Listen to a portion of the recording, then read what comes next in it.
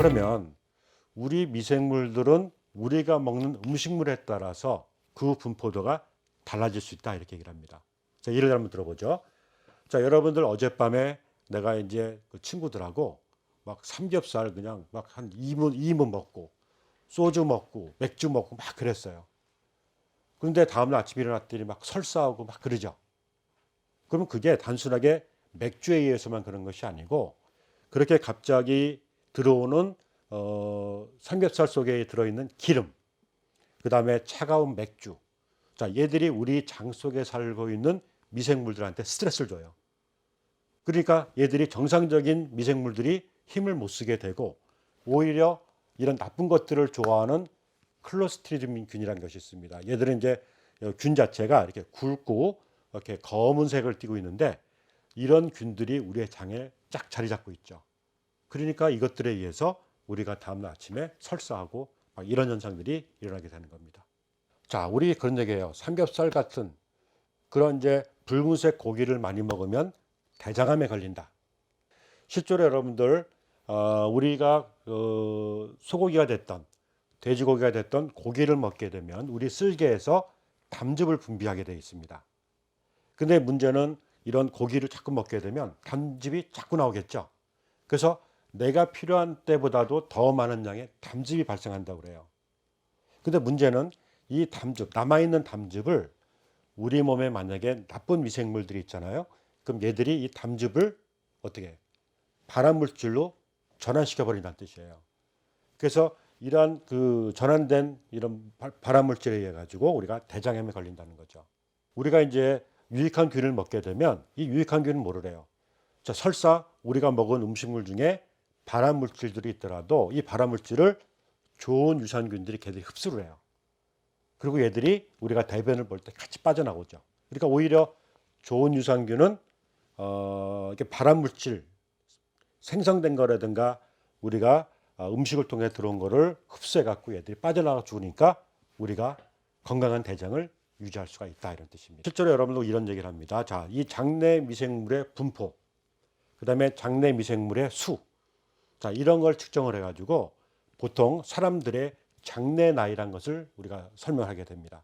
그러니까 나이를 먹었어도 실제 나이는 많이 있었어도 이렇게 유산균이라든가 또는 여러 가지 식이섬유 같은 걸 많이 먹어서 장 속에 착한 균들이 많이 있는 사람들은 장내 나이가 젊다. 이 젊다고 한다면 우리가 다른 말로 건강하게 살 수 있다. 이렇게 볼 수가 있습니다. 그래서 실제로 우리 몸에 있는 미생물들은 우리한테 적이 될 수도 있지만 또 동지가 될 수도 있어요. 그래서 동지가 될 수 있는 미생물들을 여러분들이 이 배, 이 우리 대장 속에 많이 갖고 있는 것이 장내 나이를 젊게 살 수 있는 방법이 되겠습니다. 아기들이 일반적으로 그 초창기 때 락토바실러스라는 균 그리고 비피더스 균, 자 얘들이 이제 주로 주종을 이루는데 점점 이제 나이를 먹어가면서 이제 다른 좀 우리가 뭐 볼 때 좋지 못한 음식들을 먹기 시작을 하게 되죠. 그러면 이제 진짜 그때서부터 우리한테 좋지 않은 그런 균들이 자라기 시작합니다. 그래서 이제 그 대표적인 것이 몇 번 말씀드렸지만 클로스트리디움 퍼프린전스라고 하는 균이에요. 자, 얘들이 이제 나이를 먹게 되면 점점 많아지게 되고 그래서 나이를 먹게 되면 장이 안 좋아진다는 이 의미가 거꾸로 얘기하게 되면 좋은 균, 우리가 소위 유산균이라고 하는 좋은 균이 없어지게 되고 나쁜 균들이 이제 많아지니까 이제 그때부터 설사도 하게 되고 소화도 안 되고 막 이런 여러 가지 그 어려움을 겪게 됩니다. 이거 굉장히 중요한 얘기입니다. 자, 여러분들 이런 거 한번 보세요. 여기 지금 보시면 엄마들 계시죠? 엄마들이 이제 막 이제 애기 이제 신생아 태어나서 한 6개월 될 때까지 애들 기저귀 갈 때 제일 먼저 하는 게 뭐죠? 아기의 대변 상태를 보죠. 이게 굉장히 중요한 그 미생물의 분포를 보는 겁니다. 그래서 굉장히 과학적이라는 표현을 써요. 그래서 여러분들 이렇게 보시면 됩니다.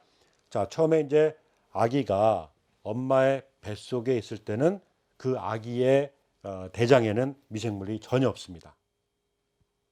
근데 언제부터 생길까? 바로 엄마가 아이를 출산하는 그 순간에 처음으로 미생물하고 접하게 됩니다.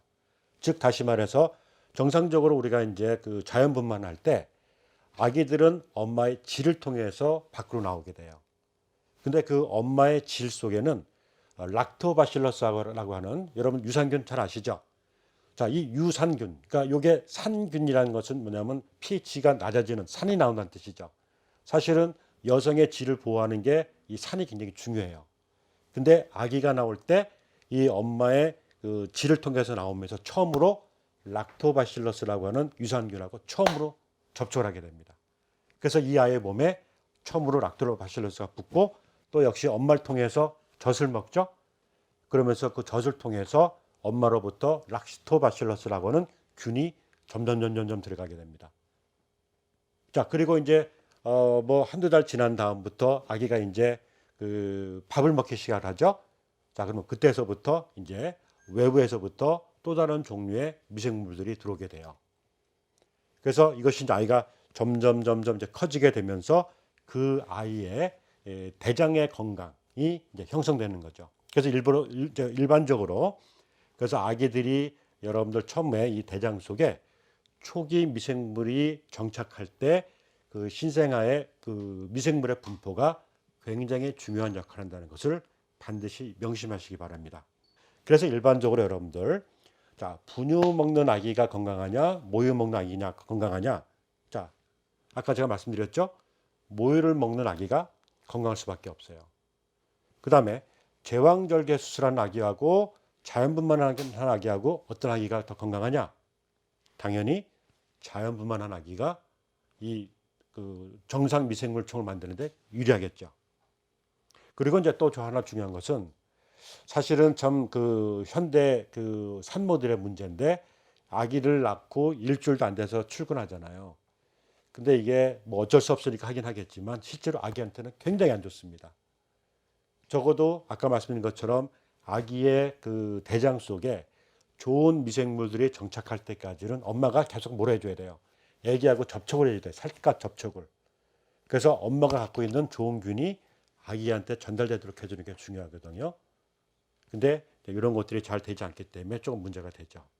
자, 어쨌든 중요한 것은 뭐냐면 자, 미생물 중에서 이렇게 착한 미생물들, 이 착한 미생물들이 아기의 건강을 유지시켜 주는데 굉장히 중요한 역할을 한다. 즉 아기들의 체질 형성에 매우 중요하다. 이렇게 볼 수 있겠습니다.